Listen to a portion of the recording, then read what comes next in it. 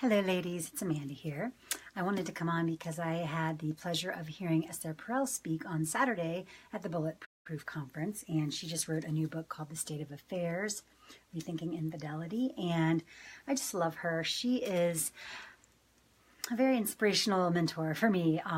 Anyways, I wanted to share a couple of my favorite takeaways from her talk, because really what she was talking about in doing the research in this book, and she also has a great podcast out there called Where Should We Begin? So if you want to check that out, it's really great. There's also, she's been doing tons of interviews for her new book, so you're probably seeing her around if you're following anything in the relationship field. But anyways, she really gets kind of clear in this book on what it takes to build a robust relationship, what really makes relationships fall apart, and really what our job is. Because nowadays we have so many choices, unlike the olden times, excuse me, where marriage was more like an economic arrangement. And you had, 12, 14 kids to help you work your farm. Things are a lot different now. So we have all these choices and so much different freedoms that we want. Hi, Nancy. So good to see you. So, in all that, what's changed over the years in our culture is that we have this desire. People want freedom.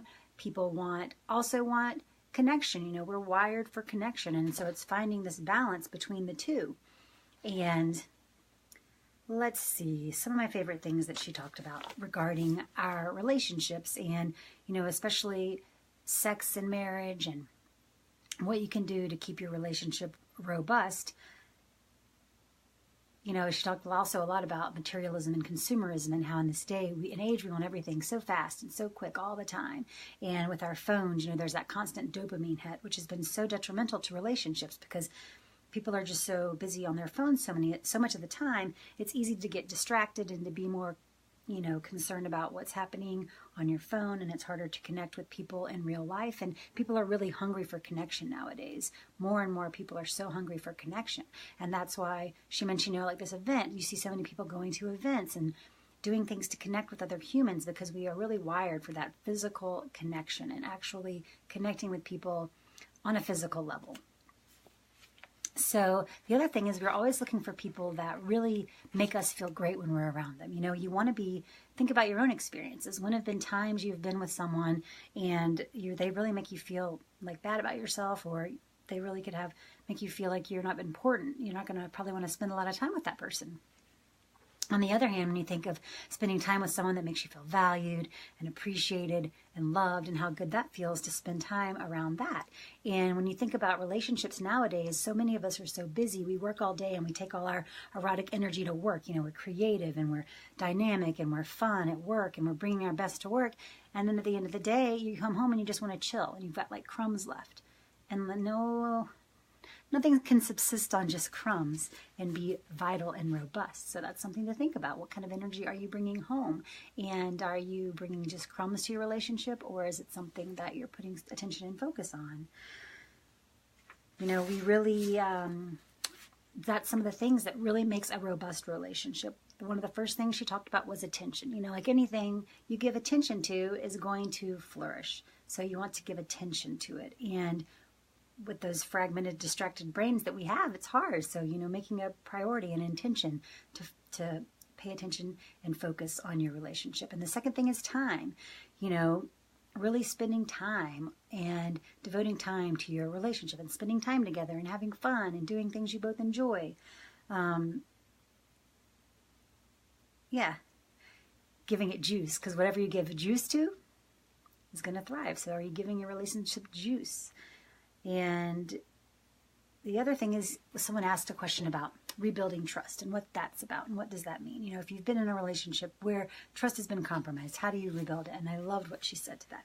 She was talking about how trust is really an act of faith because, you never know what can happen in anything in life. So as much effort and time as you put into being healthy, you could still get into an accident. So you just never know what's going to happen. But this is an active engagement with the unknown, trust is. And so the more that you can respond to each other's vulnerability with acceptance and reassurance, the more you're going to trust each other. So for example, if you go to your partner and you say, or if your partner comes to you and they say something like, well, I'm really challenged with this thing at work and I just it's really hard for me. And you could say, wow, I understand. That must be really hard. Can you tell me more about that? Versus like, oh, you'll be fine.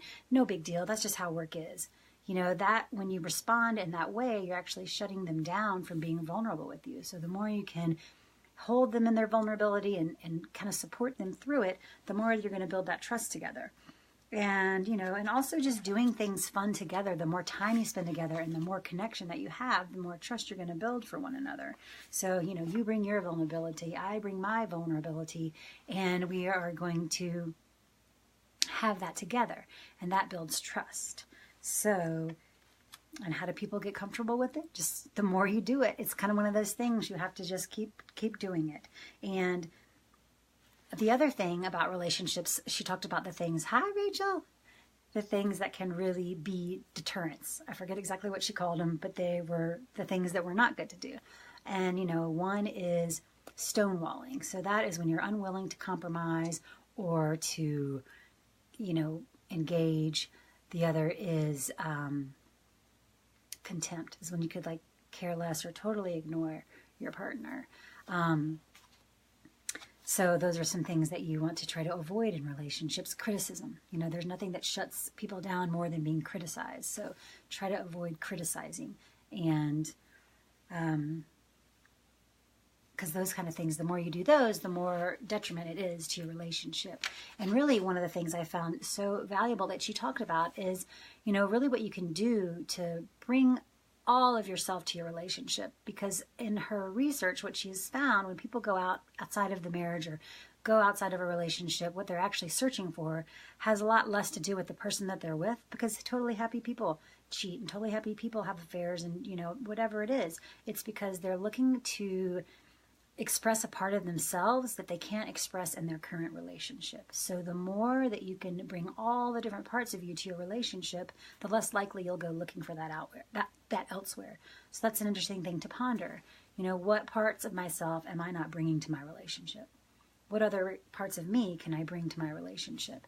And because the more robust your relationship is, the more it can weather the storms, and especially in long-term relationships. I mean, it's not going to be sunny days all the time, so you have to be robust to be able to handle those. And it all really boils down to communication. And are you able to communicate well with your partner? You know, what are your challenges around communication, and how can you, you know, improve that? Because if you can't talk to your partner about your desires, then that's a problem. Because, and I see this too in my work, so many people in long-term relationships, they don't feel comfortable talking to their partner about sexuality or their desires sexually. And this is a problem, because if you can't talk to your partner about sex, who are you going to talk to it about? You know, you need to be able to create that safe space where you can both talk vulnerably about your desires, about your wants, and just explore that conversation. And I really like how she said, how do you bring these conversations up? Well, one of the things that you can do is you can write a letter. So literally taking pen to paper and write a letter to your partner about taking all the responsibility, no blaming, no nothing like that, but just like, here's my experience, here's what I desire, here's what I want. And then giving that to them. And not freaking out if they don't respond, but just at least opening that doorway of this communication. And especially if people have been together for a long time and they haven't had these conversations, it can be, you know, that can be a safer way to bring it up that's non-confrontational, and that gives you time to really think out what you would like to say and present it in a way that is a lot less triggering or causing an argument. So that I thought was very interesting. Also, when you want to have conversations, like what are some ways you can start these conversations, is using verbs. So I really like how she talked about that, because, you know, when you are trying to bring up conversations, that's a great way to ask an opening question. For example, how does it feel for you to say no? You know, is it easy for you? Is it hard for you? Like those kind of questions. What is it like for, here's where some of the verbs that she said, and I'm going to look at my notes, because to ask, how is it for you to ask for something? To give, to receive, to take, to share, to imagine, to refuse, for example. Because when you start with verbs, it just opens up the entire person and they're more conversational. So those are some tips if you want to start conversations that are more deep using the verbs. And the other thing is, this is so true for anything. You know, a lot of people wait till it's too late to seek help. And as with anything else, you might have a coach to work out better, or you might have a trainer to help you get the best results from working out. Is that if you are, why wouldn't you look for support in your marriage? And that's kind of the problem in our society, is that people are just kind of conditioned that, oh, if you're going to therapy, or if you're seeking counseling, or if you're getting coaching, that there's a problem. When in actuality, when you can create these healthy, robust relationships through these types of methods, you actually are going to head things off at the pass, and realizing that we aren't born with these things. We're not taught how to have great sex. We're not taught how to have great relationships. I mean, we just are kind of winging it half the time. So honestly, unless you spend some time learning how to be good at it, it's hard.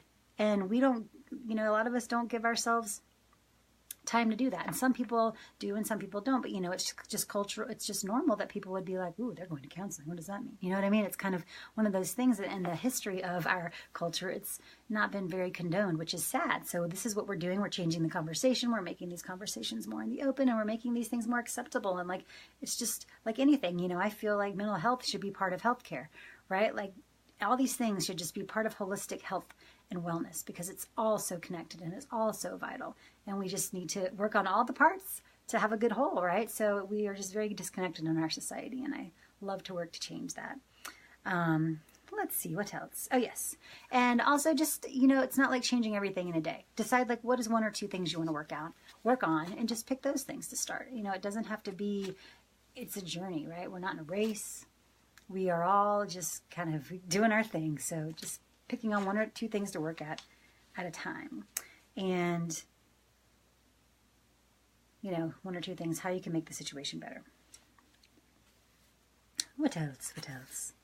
But that's the big thing, we're all straddling this equilibrium of freedom and togetherness. So that's something to think about. How can you bring more of yourself to your relationship, bring all the sides of you there, have open communications about your desires and your needs in all areas with your partner. If you struggle with that, then, just find gentle ways to start the conversation, write a letter, things like that, so that you can start these conversations. Because one of the things that she mentioned, and that I see too, is that a lot of times when people are on these brinks, or like recovering from an affair or things like that, and they're like, wow, if we had only had this conversation 5 years ago, none of this ever would have happened.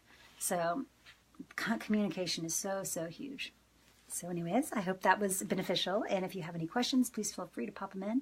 Or if you want to know more about it, you could also check out her new book, which is called The State of Affairs. She also has the great podcast, Where Shall We Begin? And I just love her. So thank you, ladies, very much for listening. And if you, again, have any questions, let me know. And we will see you soon.